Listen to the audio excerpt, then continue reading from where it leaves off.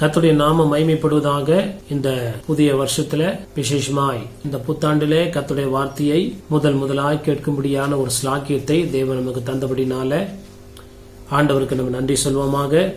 2024 முழுவதும் நம்மை கர்த்தர் பாதுகாத்து 2025 வருஷத்தை கர்த்தர் கிருபையாய் நமக்கு தந்தபடினால கர்த்தருக்கு நாம் மனப்பூர்வமாய் நன்றி சொல்வோம். கர்த்தருடைய நாம மகிமைப்படுவதாக.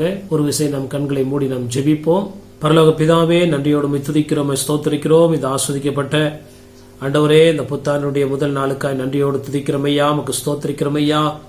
கடந்த வருடங்கள், கடந்த மாதங்கள், கடந்த நாட்கள் எல்லாம் கண்மணி போல கர்த்தர்களை பாதுகாத்து எங்களுக்கு நல்ல ஜீவன் சுகம் பலனை தந்து உடைய நாமத்தை மகிமைப்படுத்தும் உடைய வார்த்தைகளை கேட்கவும் ஆண்டவரே உடைய சுத்தத்தை செய்யவும் நீர் எங்களுக்கு ஆண்டவரே அருளின கிருபைகளுக்காய் நன்றியோடு துதிக்கிறோம் ஐயா. விசேஷமா எங்களுடைய வாழ்க்கையில ஒரு புதிய வருஷத்தை நீர் காண செய்த கிருபைகளுக்காய் நன்றியப்பா. ஆண்டவரே உமக்கு ஸ்தோத்திரிக்கிறோம் ஐயா.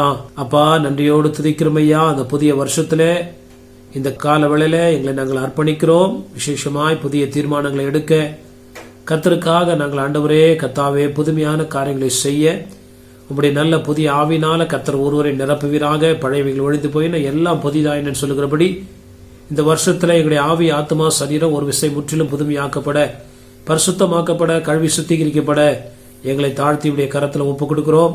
ஆண்டவரே ஸ்தோத்திரம். இந்த புத்தாண்டிலே நீ செய்ய நினைக்கிற எல்லா காரியங்களை எங்களுடைய வாழ்க்கையில செய்து முடிக்க வல்லவராக இருக்கிறீர். எங்களை தாழ்த்தி அர்ப்பணிக்கிறோம். கர்த்தருடைய பரிபூர்ணமான சித்தம் எங்களுடைய வாழ்க்கையில நிறைவேற ஆண்டவரே எங்களை அர்ப்பணிக்கிறோம் ஐயா. தேவ சித்தம் முற்றிலுமாய் நிறைவேறுவதாக. ஆண்டவரே உமக்கு ஸ்தோத்திரம் ஐயா. நீர் தருகிற புதிய மகிழ்ச்சி, சந்தோஷம் இந்த ஆண்டு முழுவதும் எங்களுடைய வாழ்க்கையில எங்களுடைய ஜீவியத்தில காணப்பட கர்த்தாவே நீர் கிருபை செய்யும்படியாய் நாங்கள் ஜெபிக்கிறோம்.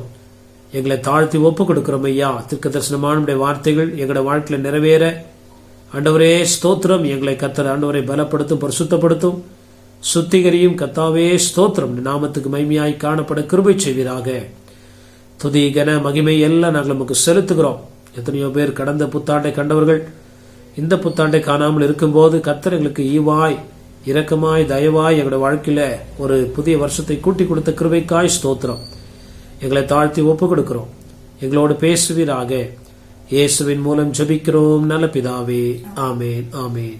கர்த்தருடைய நாம மகிமைப்படுவதாக. அந்த காலவேளையில இந்த வார்த்தையை கேட்டுக்கொண்டிருக்கிற ரெகோபோத் குடும்பம் யாவருக்கும், விசேஷமாய் இந்த வார்த்தையை விசுவாசிக்கிற கேட்கிற யாவருக்கும் இயேசு கிறிஸ்துவின் நாமத்தினாலே ரெகோபோத் ஊழியர்களின் சார்பாக புத்தாண்டு வாழ்த்துகளையும் ஸ்தோத்திரங்களையும் தெரிவித்துக் கொள்கிறோம். கர்த்தரை ஆஸ்வதிப்பாராக. ஆண்டவருடைய நாம மகிமைப்படுவதாக. இந்த புதிய ஆண்டிலே கர்த்தர் புதிய காரியங்களை செய்ய வல்லவராக இருக்கிறார். கர்த்தருடைய நாம மகிமைப்படுவதாக. நம்முடைய வாக்குத்தத்தமான வார்த்தையாய் வேதத்திலிருந்து ஒரு வசனத்தை நம்ம தியானிக்கலாம்.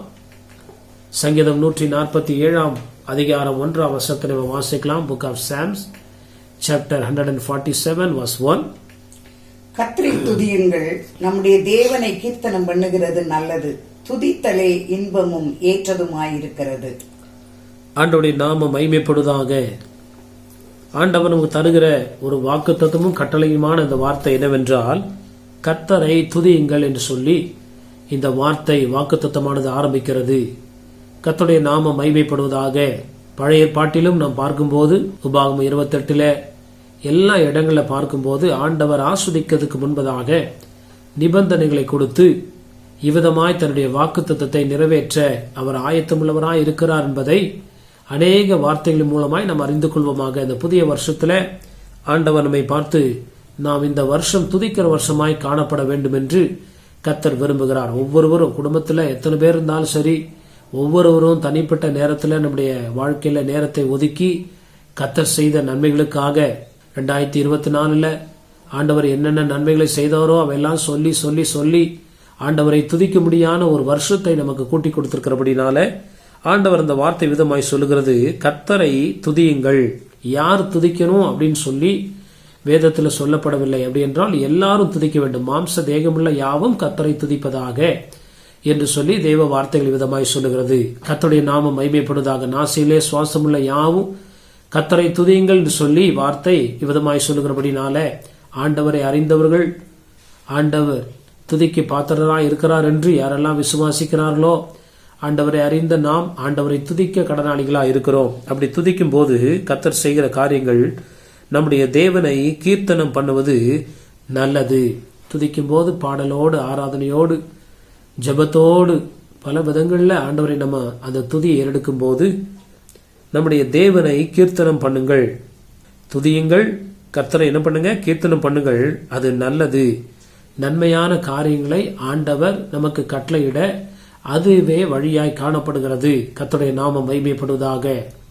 ஊழியங்களை செய்கிறோம், பலவிதமான காரியங்களை, கர்த்தருக்கு பிரியமான காரியங்களை செய்தாலும் ஆண்டவர் அதிகமாய் விரும்புவது துதியை விரும்புகிறார். துதிகளின் மத்தியில வாசம் பண்ணுகிறார்.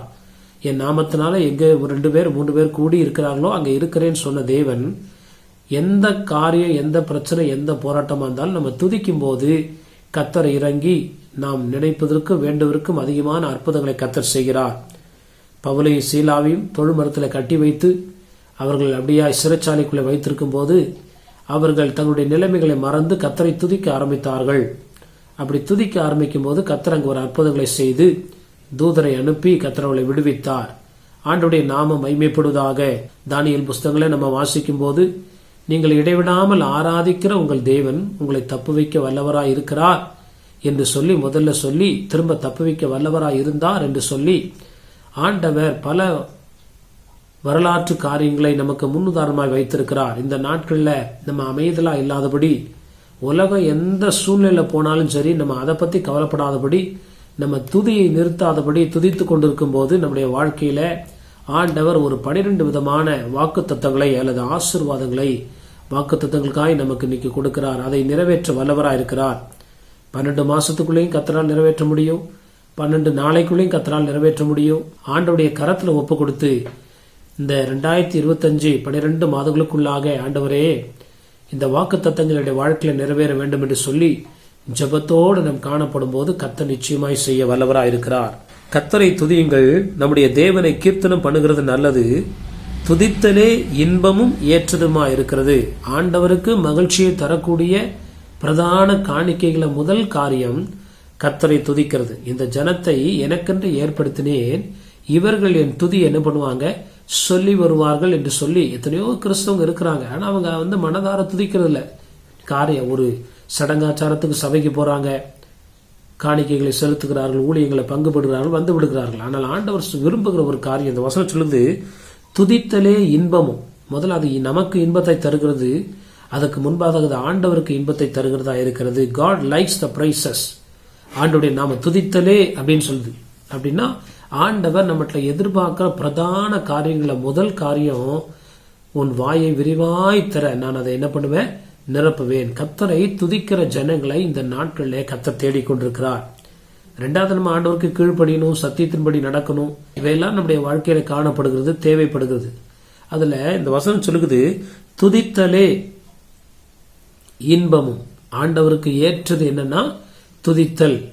ஆண்டவர் நம்ம செய்கிற ஊழியங்களை ஏற்றுக்கொள்கிறார், நம்முடைய காணிக்கைகளை ஏற்றுக்கொள்கிறார். ஆண்டவருக்காய் நாம் செய்கிற பாடுகள் எல்லாவற்றையும் ஆண்டவர் ஏற்றுக்கொள்கிறார், இல்லை என்று சொல்லவில்லை. ஆனா அந்த இடத்துல முக்கியப்படுத்தி சொல்லுகிறது துதித்தலே. துதித்தலே என்னது, எப்படி சொல்றதுன்னா ப்ரிஃபரன்ஸ் த பிரைசஸ். ஆண்டவர் அதுக்கு அதிக முக்கியத்துவம் கொடுக்கிறார். துதித்தலே இன்பமும் ஏற்றதுமா இருக்கிறது. ஆண்டவருக்கு ஏற்றதை நம்ம கொடுக்கணும். காயின் ஆபேல் 2 பேர் பலியை செலுத்தினாங்க. ஆனா ஆபேலுடைய பலி ஆண்டவருக்கு என்ன பண்ணது, பிரியமா இருந்தது. இன்னைக்கு கிறிஸ்தவர்களாகிய நாம் அநேக காரியங்களை தேவன் பேரில் தேவனுக்காக செய்கிறோம் என்று சொல்லி அநேக காரியங்களை செய்து கொண்டிருக்கிறோம். அவைகளை எத்தனை காரியங்களை ஆண்டவர் ஏற்றுக்கொள்கிறார் என்று சொல்லி ஒரு விஷயம் நாம் அறிந்து ஆராய வேண்டியது. நான் செய்கிற காரியங்கள் ஆண்டவருக்கு பிரியமா இருக்கிறதா, அதை ஏற்றுக்கொள்கிறாரா என்று நாம் பார்க்கும்போது அதுல மிக முக்கியமானது துதியாய் காணப்படுகிறது. ஆண்டவருடைய நாமம் மகிமைப்படுவதாக. துதிக்க ஒரு நாளும் மறக்க கூடாது என்பதை மறந்துவிட வேண்டாம். இந்த வருஷம் முழுவதும் எது நடந்தாலும் சரி, பக்தன் சொல்கிறார், அத்திமரம் துளிர்விடாமல் போனாலும் திராட்சை செடி பலனற்று போனாலும் நான் கர்த்தருக்குள் மகிழ்ச்சியா இருப்பேன். அப்படின்ற வார்த்தையுடைய அர்த்தம் என்னன்னா, நான் கர்த்தருக்குள்ள துதித்து கொண்டே இருப்பேன். என் வாழ்க்கையில இடர்களோ இன்னல்களோ பாடுகளோ தொடர்ந்து வந்தாலும் துதியை நான் நிறுத்த மாட்டேன். அந்த துதி ஒன்றுதான் நமக்கு விரோதமாக இருக்கிற கோட்டைகளை நிர்மலமாக்குகிறதா இருக்கிறது. இஸ்ரவேல் ஜனங்கள் எரிகோ என்ற கோட்டையை சுற்றி வரும்போது ஆண்டவர் சொன்ன ஒரு காரியம், எகிப்திலிருந்து வர்றாங்க, பலவிதமான தடைகளை தாண்டி வர்றாங்க, செங்கடலை தாண்டி வர்றாங்க, யோர்தானை தாண்டி வர்றாங்க. அப்ப எரிகோ என்ற ஒரு பெரிய மதில் சுவர் எரிகோ என்ற பட்டணத்துடைய சுவர் அந்த எரிகோவை தாண்டி போகாதபடி அல்லது எரிகோவை அவர்கள் அனுபவிக்காதபடி பெற்றுக்கொள்ளாதபடி தடையா இருக்கிறது. பயங்கரமான மதில் சுவர். ஆனா ஆண்டவர் சொல்ற ஒரே ஒரு விஷயம் என்னன்னா, நீங்க துதிங்க. துதிக்கும் போது எந்த ஒரு காரியமும் ராஜ்யமும் எழுந்து விழும். துதிக்கும் போது எந்த கோட்டையும் நிற்க முடியாது, எந்த சத்துடைய வல்லமைகளும் நிற்க முடியாது, எந்த திட்டங்களும் பலிக்காது. தேவ பிள்ளைகளுக்கு விரோதமாய் வைத்திருக்கிற திட்டங்களை ஆண்டவர் செயல்படாமல் போக பண்ண வேண்டும் என்றால் நாம் வாயை திறந்து மனதார சத்தமாய் கர்த்தரை என்ன பண்ணணும்? துதிக்கிறவர்களாய் காணப்பட வேண்டும். துதித்தலே இன்பமும் ஏற்றதுமா இருக்கிறது. ஆண்டவர் எல்லாத்தையும் ஏற்றுக்கிறார், எதையும் புறம்பே தள்ளுறதில்ல. ஆனா அவர் விரும்புகிற பிரதான காரியங்கள்ல துதி முக்கியமானதா இருக்கிறது. அப்ப இந்த 2025 அதிக இந்த வருஷத்துல ஆண்டவர் நமக்கு தருகிறது என்னன்னா சொல்லுகிறது, கர்த்தரை துதியுங்கள், நம்முடைய தேவனை கீர்த்தனம் பண்ணுகிறது நல்லது. கர்த்தருடைய நாமம் மகிமைப்படுவதாக. நல்லது செய்யும்படியா நம்ம உருவாக்கப்பட்டிருக்கிறோம், நன்மையான செய்யும்படியா நம்ம அழைக்கப்பட்டிருக்கிறோம். அதுல எது நல்லது அப்படின்னா கர்த்தரை துதிப்பது ஆண்டவருடைய பார்வையில நலமான காரியமாய் அது எல்லாராலும் செய்ய முடியும். அதனாலதான் ஆண்டவர் சொல்றாரு, கர்த்தரை துதியுங்கள், நம்முடைய தேவனை கீர்த்தனை பண்ணுங்கள், அது என்னது? நல்லது. ஆண்டவருடைய சின்ன குழந்தைகளாலும் துதிக்க முடியும், வயதானவர்களாலும் துதிக்க முடியும். கர்த்தரை துதிப்பது நம்முடைய வாழ்க்கையில நன்மைகளை நல்லதை கொண்டு வருகிறது, நன்மையான காரியங்களை கொண்டு வருகிறது. அது மட்டுமல்ல, அது இன்பமும் ஏற்றதுமா இருக்கிறது. ஆண்டவருக்கு மாத்திரமல்ல, நம்ம துதிக்கும் போது அது நமக்கு உகந்ததாய் காணப்படுகிறது. நம்முடைய வாழ்க்கையில நம்மளால முடியும் அந்த காரியங்களை. கர்த்தர் அதை செய்ய வல்லவராக இருக்கிறார். 2ஆம் வசனத்திலிருந்து இந்த அதிகாரம் முழுதும் பார்க்கும்போது கிட்டத்தட்ட ஒரு 12 ஆசீர்வாதங்களை ஆண்டவர் அங்கு குறிப்பிடுகிறார்.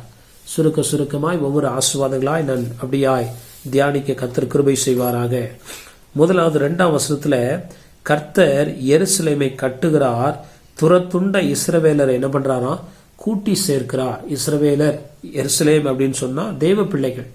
அப்ப முதல்ல துதிக்கும் போது குடும்பத்துல கர்த்தர் அந்த குடும்பத்தை உடைந்து போன சிதைந்து போன அந்த குடும்பத்தை ஆண்டவர் கட்ட விரும்புகிறார். ஆண்டவருடைய நாம எரேமியா 31:4 நம்ம வாசிச்சோம்னா ஆண்டவர் சொல்றார், நான் உன்னை கட்டுவேன் அப்படின்றார் சீயோன் குமாரத்தியே. ஆண்டவர் நம்மை cut he will build our house, he will build our life when we worship God. ஆண்டவருடைய நாம நிறைய குடும்பங்கள் இந்த நாட்களில் உடைக்கப்பட்டிருந்தாலும் துதி ஒன்றுதான் குடும்பங்களை இணைக்கிறது. துரத்துண்ட இஸ்ரவேலரை ஆண்டவர் கூட்டி சேர்க்கிறார். எப்படி ஸ்கேட்டர்டாகி அந்த குடும்பம் நிர்கதியாகி அந்த குடும்பம் சமாதானம் இல்லாம எத்தனை கட்டுகள் இருந்தாலும் சரி, சமாதானம் இல்லாம ஐக்கியம் இல்லாம எப்படிப்பட்ட பிரச்சனைகள்ல போராட்டத்தில் இருந்தாலும் சரி, கர்த்தர் அந்த குடும்பத்தை கட்டுகிறவராயிருக்கிறார். கர்த்தருடைய நாமம் மகிமைப்படுவதாக. கர்த்தர் வீட்டை கட்டாராகில் சொல்லி நமக்கு தெரிந்த வார்த்தைகள் பல வார்த்தைகள் உண்டு. அப்ப கட்டுகிற வேலை he will build, he will set right the family. அதை ஒரு மாளிகையாய் ஆண்டவர் கட்ட விரும்புகிறார். அதற்கு தேவைப்படுகிறதெல்லாம் துதி. ஆண்டவரால முடியும் சொல்லி கர்த்தர் செய்த நன்மைகளை சொல்லிக்கிட்டே இருக்கும்போது எப்படிப்பட்ட வீட்டையும் எப்படிப்பட்ட குடும்பத்தையும் ஆண்டவர் கட்டி எழுப்ப போதுமானவராக இருக்கிறார் என்பதை இந்த காலவெளியில மறந்துவிட வேண்டாம். ஆண்டவருடைய நாமம் மகிமைப்படுவதாக. 2வது ஒரு ஆசீர்வாதத்தை 3ஆம் வசனத்தில் நம்ம வாசிக்கும் போது சங்கீதம் 147:3, Psalms 147:3, இருதயம் நொறுங்குண்டவர்களை குணமாக்குகிறார், அவர்களுடைய காயங்களை கட்டுகிறார். ஆண்டவருடைய நாமம் மகிமைப்படுவதாக. இருதயம் நொறுங்குண்டவர்களை ஆண்டவர் என்ன பண்றாராம்? கட்டுகிறார். கர்த்தருடைய நாமம் மகிமைப்படுவதாக. ஆண்டவருடைய நாமம் மகிமைப்படுவதாக. சங்கீதம் 30:2 என் தேவனாகிய கர்த்தாவே உம்மை நோக்கி கூப்பிட்டேன், என்னை நீர் குணமாக்கினீர். ஆண்டவர் குணமாக்குகிறவராக இருக்கிறார். இருதயத்தில் உள்ள வேதனைகளை குணமாக்குகிறார், சரீரத்தில் உள்ள வியாதிகளை கர்த்தர் குணமாக்குகிறார். ஆண்டவருடைய நாமம் மகிமைப்படுவதாக. முதலாவது ஒரு குடும்பத்தை கர்த்தர் கட்டி எழுப்புகிறார். அந்த குடும்பத்தில் உள்ள சீர்கேடுகள், சில குடும்பங்கள்ல வியாதிகள் இருக்கும், அந்த குடும்பம் கட்டி எழுப்பப்படாதபடி பலவித தேவையற்ற செலவுகள் இருக்கும், உடைந்த உள்ளங்கள் இருக்கும், பாஸ்ட் ஈவெண்ட்ஸ் இருக்கும், காயங்கள் இருக்கும், மாறாத வடுக்கள் இருக்கும். அதை மறக்க முடியாது, அதை மாற்ற முடியாது. ஆனா ஆண்டவர் துதிக்கும் போது அந்த காரியங்களை கர்த்தர் மாற்றி அமைக்கிறார். 3ஆம் வசனத்துல சொல்லுகிறது Psalms 147:3, இருதயம் நொறுங்குண்டவர்களை ஆண்டவர் என்ன பண்றாராம்? குணமா. எலும்பு நொறுங்கிருச்சுன்னா ஆஸ்பத்திரியில குணமாக்குறாங்க, இல்லைன்னு சொல்லல. ஆனா இருதயம் நொறுங்குண்டவர்களை இந்த உலகத்துல முறிந்த ஆவியை யாரால் தாங்கக்கூடும்னு வசனம் சொல்லுகிறது. இருதயம் நொறுங்குண்டவர்களை, நொறுங்கி போனவர்களை, சிதைந்து போனவர்களை, அப்படியாய் கண்ணீரோடு இருக்கிற வாழ்க்கை, துக்கத்தோடு இருக்கிற வாழ்க்கை, இந்த உலகத்துல ஏன் தான் வாழணும், எந்த விதத்துல எனக்கு ஒரு ஆசீர்வாதம் இல்லையேன்னு சொல்ற ஆத்துமாக்கள் அவங்க துதிக்க கற்றுக்கொள்ள வேண்டும். ஆண்டவர் நல்லவர் என்று அவங்க வாயில அறிக்கை செய்ய வேண்டும். கர்த்தரால் முடியும் என்று அவங்களை விசுவாசித்து அந்த விசுவாசத்தை வாயினால அறிக்கை செய்யறது பேர் தான் துதி. ஆண்டவருடைய நாமம் மகிமைப்படுவதாக. ஆண்டவரே உம்மால கூடும், மனதார நம்மை நம்புகிறேன், விசுவாசிக்கிறேன் என்று சொல்லி ஆண்டவர் செய்த நன்மைகளுக்கு கர்த்தர் நல்லவர், ஒரு நாளும் தீங்கு செய்யாத தேவனா இருக்கிறார், மறவாதவர் என்று சொல்லி அந்த வசனங்களை சொல்லி கர்த்தரை துதிக்கும் போது ஆண்டவர் என்ன செய்கிறாராம், இருதயம் நொறுங்குண்டவர்களை குணமாக்குகிறார், அவருடைய காயங்களை என்ன பண்ணுகிறாராம், கட்டுகிறார், அப்படின்னா ஆற்றுகிறார். அதுக்கப்புறம் அவங்க வாழ்க்கையில துக்கம் இல்லாதபடி வேதம் சொல்லுகிறது. அந்நாள் அதற்கு பிறகு துக்க முகமா என்ன பண்ணலையா இருக்கவில்லை. ஆண்டவர் அந்த காயத்தை அப்படியே ஆற்றிடுவார். கர்த்தர் அப்படியே அந்த வேதனை எடுத்துருவார், ஒரு மனசுல ஒரு சமாதானத்தை தருவார். இப்படி தேவன் இந்த நாட்களில் நம்முடைய குடும்பங்களை செய்ய விரும்புகிறார். ஆண்டவர் எப்ப நடக்கும், நான் துதிக்க ஆரம்பிக்கும் போது, துதியை விடாமல் இருக்கும் போது கர்த்தர் இதை செய்ய வல்லவராய் இருக்கிறார். ஆண்டவருடைய நாமம் மகிமைப்படுவதாக. மூன்றாவது ஒரு ஆசீர்வாதத்தை நம்ம வாசிக்கும் போது 6ஆம் வசனத்தில் நம்ம வாசிக்கிறோம். Psalms 147 verse 6, சங்கீதம் 147 6ஆம் வசனத்தை நம்ம வாசிக்கலாம். கர்த்தர் சாந்த குணம் உள்ளவர்களை உயர்த்துகிறார், துன்மார்க்கரை தரை மட்டும் தாழ்த்துகிறார். ஆண்டவருடைய நாமம் மகிமைப்படுவதாக.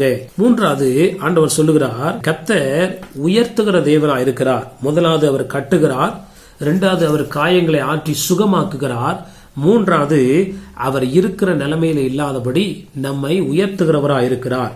ஆண்டவருடைய நாமம் மகிமைப்படுவதாக. ஆவி ஆத்மா சரீரத்துல அவர் நமக்கு சுகத்தை தருகிறார். இரண்டாவது உள்ள ஒரு ஆசீர்வாதம். மூன்றாவது உள்ள ஒரு ஆசீர்வாதத்தை நம்ம வாசிக்கும் போது எல்லா விதத்துல ஒரு உயர்வை ஆண்டவரால கட்டளையிட முடியும். சாந்த குணம் உள்ளவர்களை கர்த்தர் உயர்த்துகிறார், துன்மார்க்கரை தரை மட்டும் தாழ்த்துகிறார். கர்த்தருடைய நாமம் மகிமைப்படுவதாக. அது ஒரு பக்கம் இருக்கட்டும். ஆனா கர்த்தரை துதிக்கிற ஜனங்க நிச்சயம் உயர்த்தப்படுவாங்கன்றதுல சந்தேகமே கிடையாது. அந்த உயர்வை யாராலும் தடுக்கவும் முடியாது, எந்த ஒரு வல்லமையும் தடுக்க முடியாது.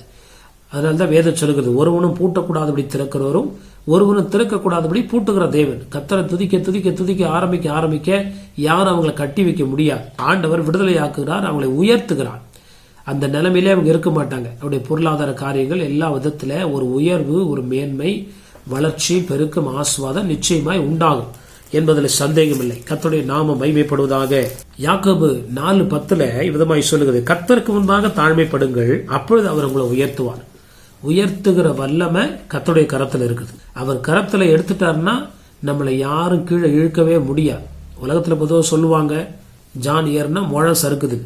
ஆனா துதிக்கிறவளுக்கு அந்த காரியங்கள் என்ன பண்ணாது, எந்த ஒரு வல்லமையும் நம்மளை பிடிச்சி இழுக்காதபடி கர்த்தருடைய பலத்துல கரத்துல நம்ம இருந்து நம்மை தாழ்த்தி ஒப்பு கொடுக்கும் போது ஆண்டவர் ஏற்ற காலத்தில் உங்களை என்ன பண்ணுவாராம், உயர்த்த வல்லவராக இருக்கிறார். எந்தெந்த காரியங்களை உயர்வு வேண்டும் என்று நாம் விரும்பி ஜெபிக்கிறோமோ அந்த எல்லா காரியங்கள்ல ஆண்டவர் நிச்சயம் உயர்வை வேதம் சொல்லுகிறது. அவருடைய பலத்த கரத்துக்குள்ள என்ன பண்ணுங்க, அடங்கிருங்கள். ஏற்ற காலத்தில் அவர் உங்களை என்ன பண்ணுவாரு, உயர்த்த வல்லவராக இருக்கிறார். உயர்வை ஆண்டவர் எல்லா துதிக்கிற ஒவ்வொருவருக்கும் கர்த்தர் கொடுக்க வல்லவராக இருக்கிறார் என்பதை ஒரு நாள் மறந்து போ. வேதத்தில் உள்ள துதிக்கிற பட்டியலில் உள்ள எல்லா பரிசுத்தவான்களையும் கர்த்தர் உயர்த்தினது தான் இருக்குது. தானியேல் இடைவிடாமல் கர்த்தரை ஆராதித்தார். Shadrach, Meshach, Abednego. அதுக்கப்புறம் அவங்களுடைய ராஜ்யத்துல அவங்களுடைய நிலைமை மாற்றப்பட்டது. அவங்களுடைய பொசிஷன் இன்னும் கொஞ்சம் மேல வந்தது. அவங்க இருக்கிற இடத்துல இல்லாதபடி உயர்த்தப்பட்டார்கள். தாவீது கர்த்தரை துதிக்கிறவராக இருந்தார். கர்த்தர் அவரை உயர்த்தினார். ஆண்டவருடைய நாமம் மகிமைப்படுவதாக. இதுக்கு ஒரு பெரிய அறிவு வேணும்னு அவசியம் கிடையாது. கர்த்தரை நல்லா துதிக்கும் போது கர்த்தர் நம்ம என்ன பண்ணுவாரு, ஜனங்கள் மத்தியில, தேசத்துல, சகல விதத்துல ஒரு உயர்வை கட்டளையிட வல்லவராக இருக்கிறார் என்பதை மறந்து போக வேண்டாம். கர்த்தருடைய நாமம் மகிமைப்படுவதாக.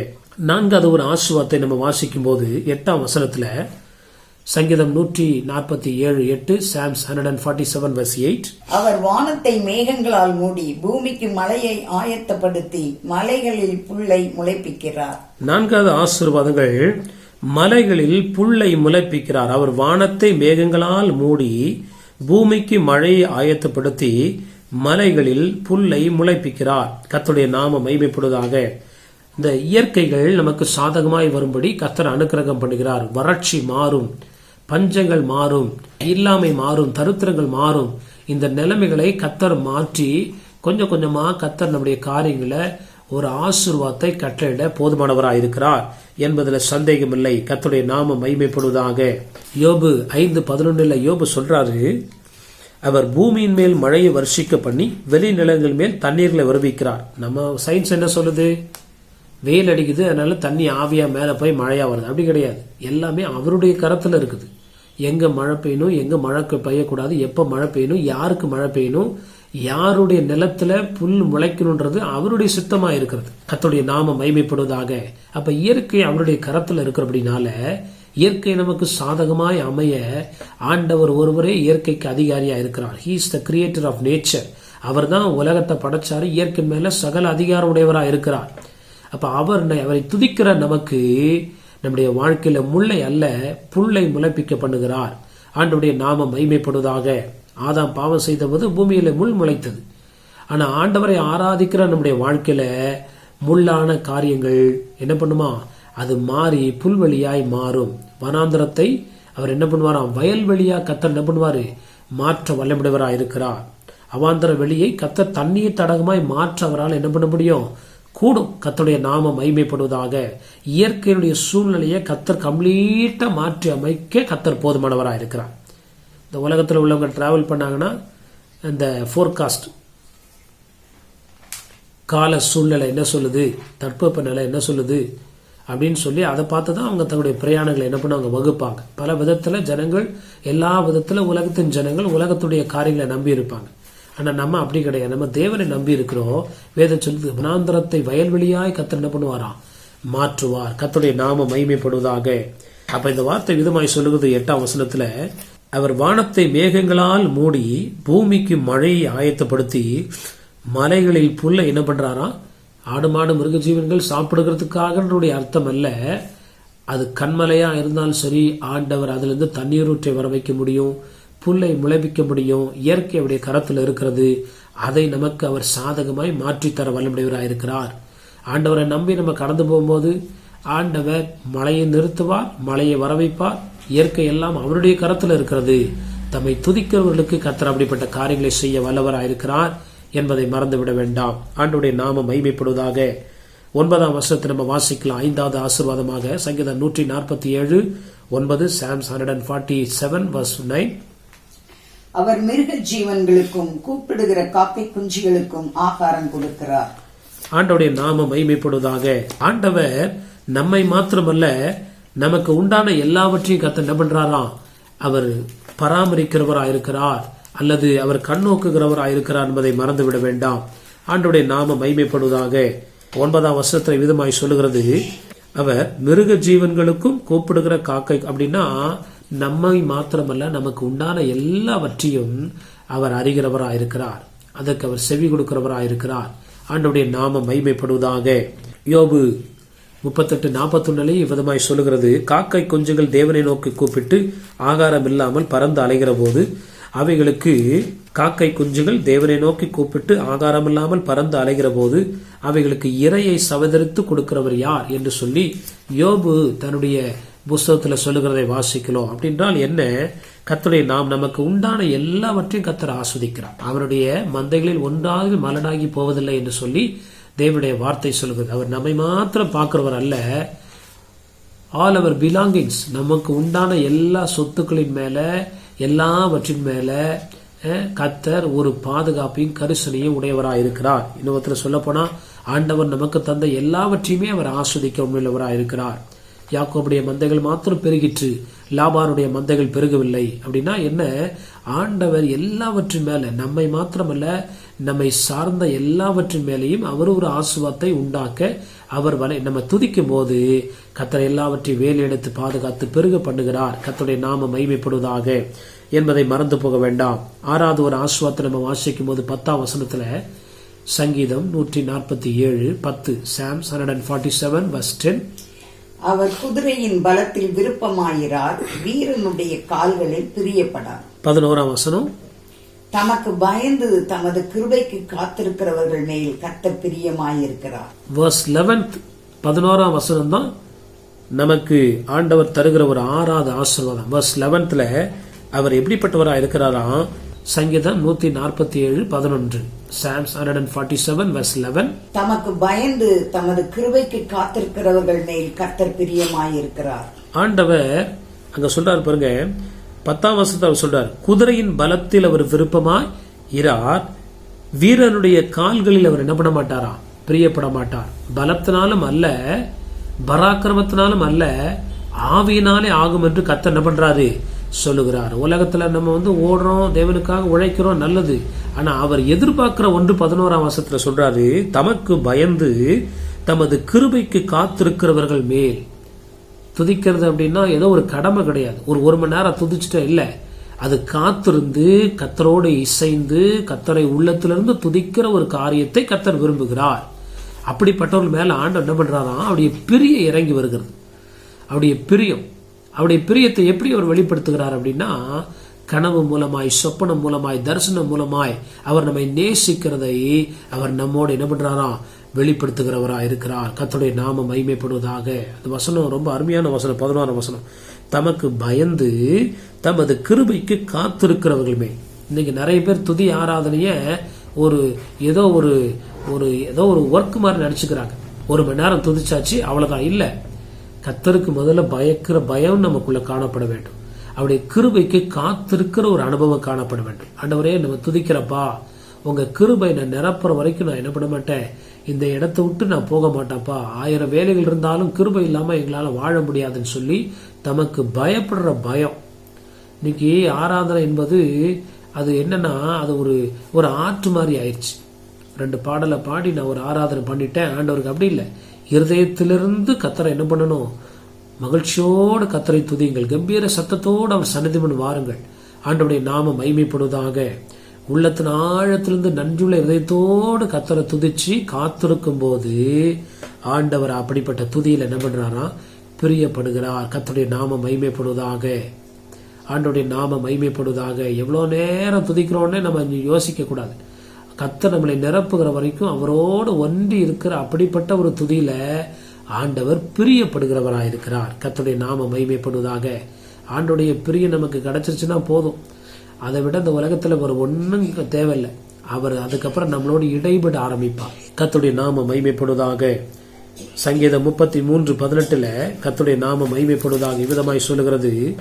சாம்ஸ் 33:18 கர்த்தருடைய நாமம் மகிமைப்படுவதாக. தமக்கு பயந்து தமது கிருபைக்கு காத்திருக்கிறவர்களின் ஆத்துமாக்களை மரணத்திற்கு விலக்கி விடுவிக்கவும். கர்த்தருடைய நாமம் மகிமைப்படுவதாக. அந்த அளவுக்கு அவருடைய பிரியம் நம்ம மேல வந்துருச்சுன்னா, வியாதிகளோ மரணங்களோ நம்மை பிரிக்காதபடி ஆண்டவர் நமக்கு இரக்கம் செய்து ஆயுசு நாட்களை கூட்டி தந்து நம்மை பாதுகாக்க வல்லவராயிருக்கிறார்.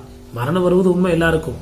ஆனா ஆண்டவர் தமக்கு பிரியமானவர்களுக்கு அவர் இப்படிப்பட்ட காரியங்களை என்ன பண்றாரா, நித்திரை அளிக்கிறார் அப்படின்னு. தமக்கு பிரியமானவனுக்கு நித்திரை அளிக்கிறார் அப்படின்னு தமிழ் பைபிள் இருக்கு. மலையாள பைபிள்ல தமக்கு பிரியமானவனுக்கு நித்திரையில் அளிக்கிறார். கனவுல தன்னுடைய விருப்பங்களை, தன்னுடைய ஆசை, தன்னுடைய காரியங்களை, செய்ய போகிற காரியங்களை ஆண்டவர் தெரிவிக்கிறவராயிருக்கிறார். அப்படிப்பட்ட ஒரு தொடர்பை ஒவ்வொருவரும் பெற்றுக்கொள்ளும் போது இந்த உலகத்துல தொடர்ந்து வாழ கர்த்தர் நமக்கு அனுக்கிரகப்படுகிறார் என்பதை மறந்து போக வேண்டாம். ஆண்டவருடைய நாமம் மகிமைப்படுவதாக. 7வது ஒரு ஆசீர்வாதத்தை நம்ம 13ஆம் வசனத்துல வாசிக்கலாம். சாம்ஸ் 147:13, சங்கீதம் 147 13ஆம் வசனம். அவர் உன் வாசல்களின் தாழ்பாள்களை பலப்படுத்தி உன்னிடத்தில் உள்ள உன் பிள்ளைகளை ஆசீர்வதிக்கிறார். ஆண்டவருடைய நாமம் மகிமைப்படுவதாக. அவர் உன் வாசல்களின் தாழ்பாள்களை என்ன பண்றாரா, பலப்படுத்தி உன்னிடத்துல உன் பிள்ளைகளை என்ன பண்றாரு, ஆசீர்வதிக்கிறார். கர்த்தருடைய நாமம் மகிமைப்படுவதாக.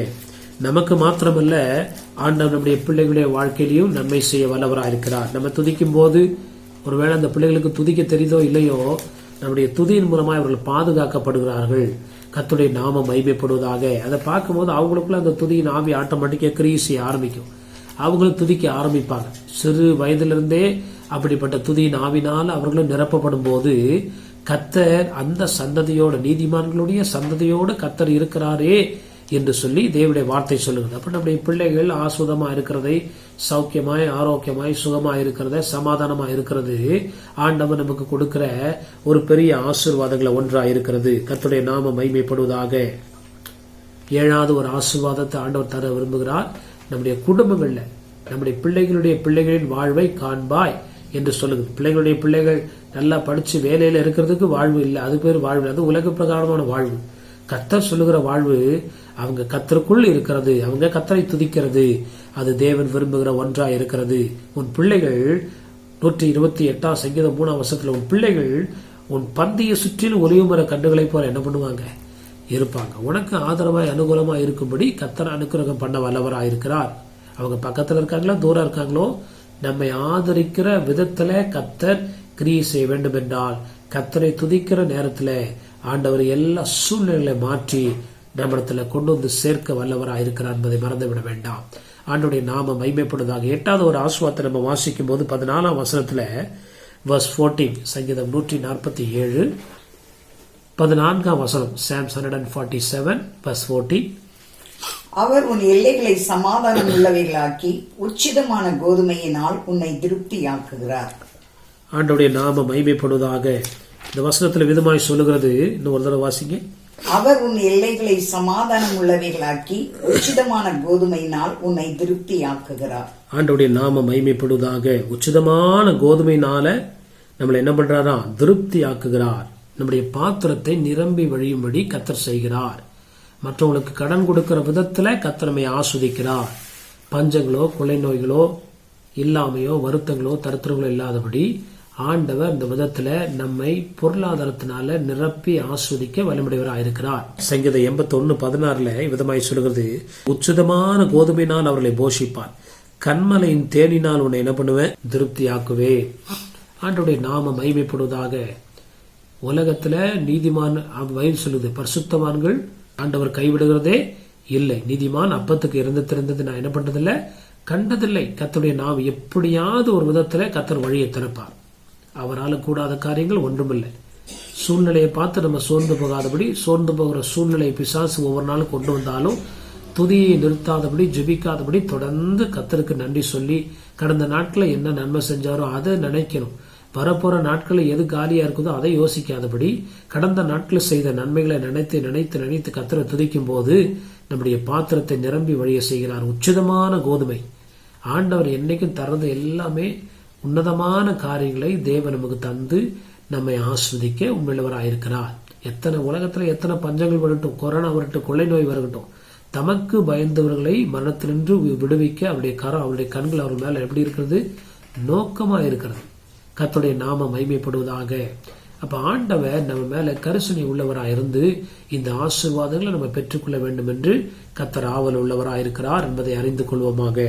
கர்த்தருடைய நாம மகிமைப்படுவதாக. 9வது ஒரு ஆசீர்வாதத்தை 15ஆம் வசனத்தில் நம்ம வாசிக்கிறோம். சங்கீதம் 147 15ஆம் வசனம், Psalms 147 verse 50. அவர் தமது வார்த்தையை பூமியிலே அனுப்புகிறார், அவருடைய சொல் மகா தீவிரமாய் செல்லுகிறது. ஆண்டவருடைய நாம மகிமை. அவர் தமது வார்த்தையை பூமியிலே அனுப்புகிறார். பூமியில யார்கிட்ட அனுப்புறாரு? அவர் பாட்டுக்கு தெருவில் பேசுறாரா? இல்ல, தம்முடைய பிள்ளைகளுக்கு தம்முடைய வார்த்தையை அனுப்பி கொண்டே இருக்கிறார். நான் உனக்கு போதித்து நீ நடக்க வேண்டிய வழியை உனக்கு காட்டி உன்மேல் கண்ணை வைத்து உனக்கு ஆலோசனை என்ன பண்ணுவேன்? சொல்லுவேன். எதை செய்யணும், எதை செய்யக்கூடாது, எந்த காரியங்கள் செய்யணும். ஆண்டவர் ஒவ்வொரு நாளும் தம்முடைய வார்த்தையை அனுப்பி கொண்டே இருக்க வல்லவராக இருக்கிறார். கர்த்தருடைய நாம மகிமைப்படுவதாக. நமக்கு யார் அறிவுரை சொல்றாங்களோ, யார் வழிகாட்ட இருக்கிறாங்களோ இல்லையோ, பரிசுத்த ஆவியானவருடைய பிரதான வேலை நம்மை ஒவ்வொரு நாள் நம்மோடு இடைபடுகிறவராயிருக்கிறார். காலையில் எழும்பி தெய்வ வார்த்தை என்ன எனக்கு சொல்லுது, எந்த வார்த்தையை அவர் எனக்கு தர்றாரு அப்படின்னு சொல்லி காத்திருந்து அந்த வார்த்தையின்படி நடக்கும்போது நம்முடைய கால் ஒரு நாள் சிக்கிக் கொள்ளாதபடி கர்த்தர் பாதுகாக்க வல்லவராயிருக்கிறார். சங்கீதம் 107:20 இவ்விதமா இந்த வார்த்தை சொல்லுகிறது, கர்த்தருடைய நாம மகிமைப்படுவதாக. Psalms 107 verse 20 கர்த்தருடைய நாம மகிமைப்படுவதாக. அவர் தமது வசனத்தை அனுப்பி அவர்களை குணமாக்கி அவர்களை அழிவுக்கு தப்புவிக்கிறார். ஆண்டவருடைய வார்த்தைக்கு கட்டளையிடும் போது அங்க அழிவு கிடையாது. கர்த்தருடைய சித்தத்தையும் திட்டத்தையும் வார்த்தையும் அறிய விருப்பமில்லாதவங்க தன்னிச்சையாய் அவர்கள் போகும்போது கண்ணியில சிக்கிக் கொள்கிறார்கள். ஆண்டவருடைய நாம எத்தனையோ கிறிஸ்தவர்கள் இன்னைக்கு கண்ணியில மாட்டிக்கொள்கிற நோக்கம் என்ன, காரணம் என்ன?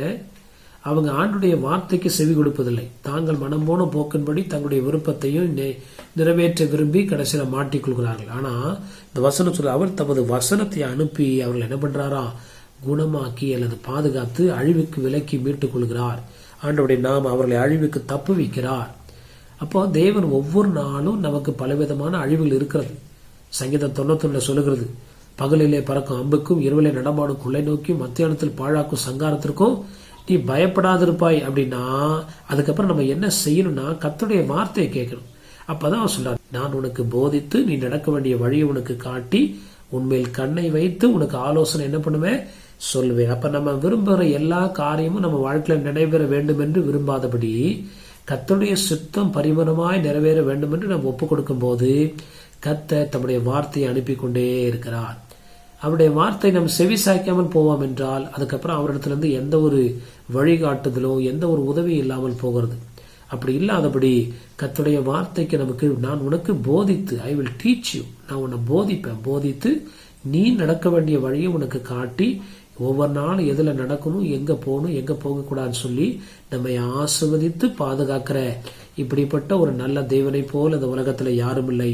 பரிசுத்த ஆவியாருடைய வழிநடத்தலுக்கு ஒப்பு கொடுக்கும் போது கர்த்தர் நிச்சயமாய் இந்த நாட்கள்ல பெரிய காரியங்களை செய்ய வல்லவராக இருக்கிறார். ஆண்டுடைய நாமம் மகிமைப்படுவதாக. 10வது ஒரு ஆசீர்வாதத்தை நம்ம வாசிக்க போறோம். 16ஆம் வசனத்துல சங்கீதம் 147 16ஆம் வசனம் verse 16, Psalms 147 verse 16. பஞ்சை போல் உறைந்த மழையை தருகிறார், சாம்பலை போல உறைந்த பனியை தூவுகிறார். ஆண்டோடைய நாம மகிமைப்படுவதாக. இதனடா பஞ்சை போல உறைந்த மழையை தூவுகிறார் அப்படின்னு நம்ம நினைக்கிறோம். இது ஒரு ஆவிக்குரிய அர்த்தத்துக்கு ஒன்றாக இருக்கிறது. ஆண்டோடைய நாம மகிமைப்படுவதாக. பஞ்சை போல் உறைந்த மழையை தருகிறார், சாம்பலை போல உறைந்த பனியை என்ன பண்ணுகிறாராம்? பனி என்பது அபிஷேகத்திற்கு ஒப்பனையாய் சொல்லப்படுகிறது.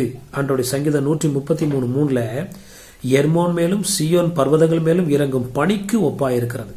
ஆண்டுடைய ஆரோன் மேல சிரசின் மேல ஊற்றப்படுகிற அபிஷேகத்தை குறித்து 2ஆம் வசனத்துல அபிஷேகத்தை சொல்லப்படுகிறது. சங்கீதம் 133 2ஆம் வசனத்துல அபிஷேகத்தை பற்றி சொல்லப்படுகிறது. 3ஆம் வசனத்துல அது அது மறைபொருளான அர்த்தத்தை சொல்லப்படுகிறது. Psalms 133 verse 2 and 3 ஆண்டுடைய நாமம் அது ஆரோனுடைய சிரசின் மேல் ஊற்றப்பட்டு அவனுடைய தாடியிலே விடுகிறதும் அவனுடைய அங்கிகளை இறங்குறதுமான நல்ல தைலத்துக்கும் எர்மோன் மேலும் சீயோன் பர்வதங்கள் மேலும் இறங்கும் பனிக்கும் ஒப்பாயிருக்கிறது.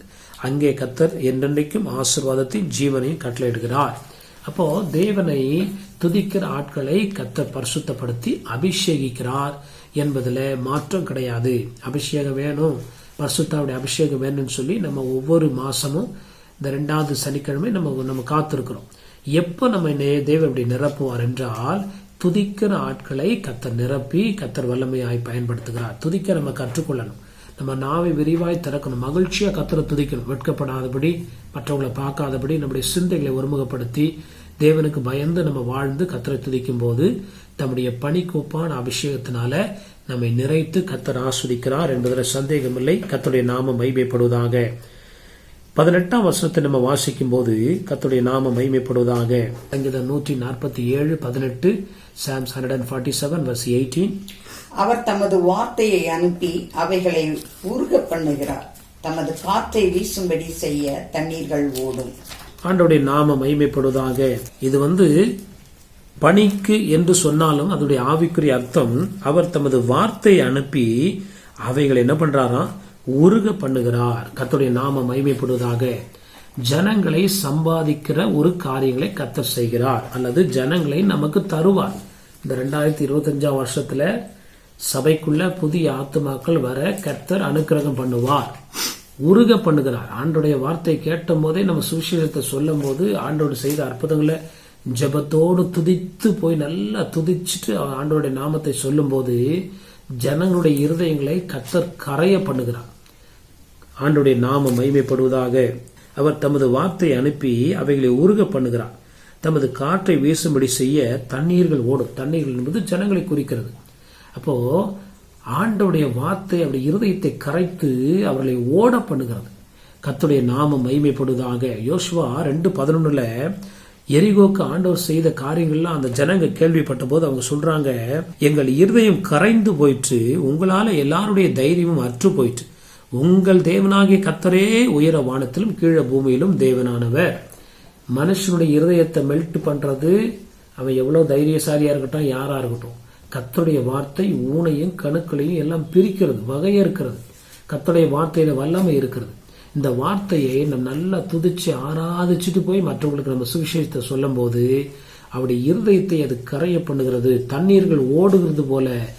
ஒன்னு அவங்க நமக்கு விரோதமா இருந்தா ஓடி போவாங்க, அப்படி இல்லைன்னா அவங்க ஆண்டவரிடத்துல ஓடி போய் சரணடைகிற விதத்துல கர்த்தர் அங்க ஒரு ரட்சிப்பின் அனுபவத்தை ஆண்டவர் கட்டளையிடுகிறார். இன்னைக்கு நிறைய ஆட்களுடைய இருதயங்கள் கரையாமல் இருக்க காரணம் என்ன? அதை சொல்லுகிறவர்கள் அந்த துதியை சொல்லாதபடி, ஆண்டவரை துதிக்காதபடி, கடமைக்கு நம்ம போய் ஊழியம் செய்யாதபடி, நன்றாக துதித்து கடந்து போகும்போது எப்படிப்பட்ட இருதயத்தையும் கர்த்தர் கரைய பண்ண ஆண்டவர் வல்லமையுடையவராயிருக்கிறார் என்பதை மறந்து போக வேண்டாம். கடைசியில ஒரு ஆசீர்வாதத்தை நம்ம வாசிக்கும் போது 19ஆம் வசனத்துல Psalms 147 verse 19, சங்கீதம் 147 19ஆம் வசனத்தை வாசிக்கலாம். யாக்கோபுக்கு தம்முடைய வசனங்களையும் இஸ்ரவேலுக்கு தமது பிரமாணங்களையும் தமது நியாயங்களையும் அறிவிக்கிறார். ஆண்டவருடைய நாம மகிமைப்படுவதாக. துதிக்கிற ஆட்களுக்கு நீதி நியாயங்களை கர்த்தர் என்ன பண்றாரு? தெரிவிக்கிறவராயிருக்கிறார். கர்த்தருடைய நாம மகிமைப்படுவதாக. உண்மையா கர்த்தரை துதிக்கிறவங்களுக்கு மனசாட்சியில ஒரு தெளிவு இருக்கும். They will not do anything against their conscience, against the rules and regulations of God. நல்லா துதிக்கிறவங்க கர்த்தருக்கு பயப்படுவாங்க. துணிஞ்சு எதை அவங்களால செய்ய முடியாது. ஏன்னா அந்த வசனம் சொல்லுகிறது கர்த்தருடைய நாம மகிமைப்படுவதாக. ஒரு விஷயம் வாசிக்கலாம். யாக்கோபுக்கு தம்முடைய வசனங்களையும் இஸ்ரவேலுக்கு தமது பிரமாணங்களையும் தமது நியாயங்களையும் அறிவிக்கிறார். உலகத்தாருக்கு கிடையாது. ஆண்டவர் அறிந்த ஜனங்களுக்கு தான் முதல்ல என்னது? சட்டம், சத்திய வேதம், பிரமாணங்கள், கற்பனைகள் படி நடக்க கட்டளையிடுகிறார், போதிக்கிறார். கிறிஸ்தவர்களுக்கு தான் இந்த வசனம். ஆண்டவர் அறிந்தவர்களுக்கு தான் அந்த வசனம் தெளிவாய் சொல்லுது. யாக்கோபுக்கு தம்முடைய வசனங்களையும் இஸ்ரவேலுக்கு தமது பிரமாணங்களையும் நீதி நியாயங்களையும் என்ன பண்றாராம்? அறிவிக்கிறார். We must know which one God will please. ஆண்டவருக்கு எது பிடிக்கும் எது பிடிக்காதுன்ற ஆண்டவருடைய சட்ட திட்டங்களை அறிந்து கொள்ளக்கூடிய ஆவியை எப்போ தருகிறார் என்றால், நம்ம ஆண்டவரை துதிக்கும் போது நம்முடைய மனக்கன்பாக எல்லாவற்றையும் கொண்டு வந்து நிறுத்தி நம்மை சுத்திகரித்து சுத்த மனசாட்சியை நமக்கு தருகிறார். ஆண்டவருடைய நாம மகிமைப்படுவதாக. ஆண்டவருடைய நாமம், ஆண்டவர் நம்முடைய ரத்தத்தினால் நம்மை கழுவுகிறார். கழுவி நம்முடைய இருதயங்களை அவருடைய பிரமாணங்களை எழுதி வைக்கிறார். அப்போ இந்த பிரமாணங்கள் நாம் தொடர்ந்து பாவம் செய்யாதபடி நமக்கு அது ஆலோசனை கர்த்தராய் இருந்து நமக்கு அறிவுறுத்தி நம்மை உணர்த்தி, பரிசுத்த ஆவியானவர் கண்டித்து என்ன பண்றாரா? உணர்த்துகிறவரா. எப்படி உணர்த்துவாரு? வசனத்தின் மூலமாய் கர்த்தர் உணர்த்தி நம்மை பாதுகாத்து எல்லா ஆசீர்வாதங்களையும் அனுபவிக்க கர்த்தர் இரக்கம் செய்வார். ஆண்டவருடைய நாம மகிமைப்படுவதாக. நிறைய பேர் துதிப்பாங்க, வசனத்தை வாசிக்கிறதுக்கு விருப்பம் இருக்காது. அப்படிப்பட்ட அனுபவம் சரியான துதிக்கு ஒரு அடையாளம் கிடையாது. உண்மையாய் கர்த்தரை துதிக்கிறவங்க வசனத்தின் மேல ஒரு வாஞ்ச வேணும். வசனத்தை விசுவாசிக்க, நேசிக்க, வாசிக்கிறவர்களாய் கீழ்ப்படியவர்களாய் காணப்படும். விசுவாசிப்பாங்க. ஆனா நிறைய பேர் அந்த அந்த நீதி நியாயங்களை கற்றுக்கொள்ள விருப்பம் இருக்காது. வெறும் வாக்குத்தத்தை மட்டும் பிடிச்சுக்குவாங்க. வெறும் வாக்குத்தத்தம். நம்ம 1ஆம் தேதி வாக்குத்தத்தம் எடுக்கிறோம். அந்த வாக்குத்தத்தம் மட்டும் இருக்கும். கீழ்ப்படியன்னு பின்னாடி இருக்கும். அதை படிக்கிறதுக்கு சிலருக்கு மனசு விருப்பம் இருக்காது. அப்படி இல்லை, ரெண்டும் சேர்ந்ததுதான் வாக்குத்தத்தம். அவர் யாக்கோபுக்கும் இஸ்ரவேலுக்கும் நீதி நியாயங்களை என்ன பண்றாரு? அறிவிக்கிறார். ஹல்லேலூயா.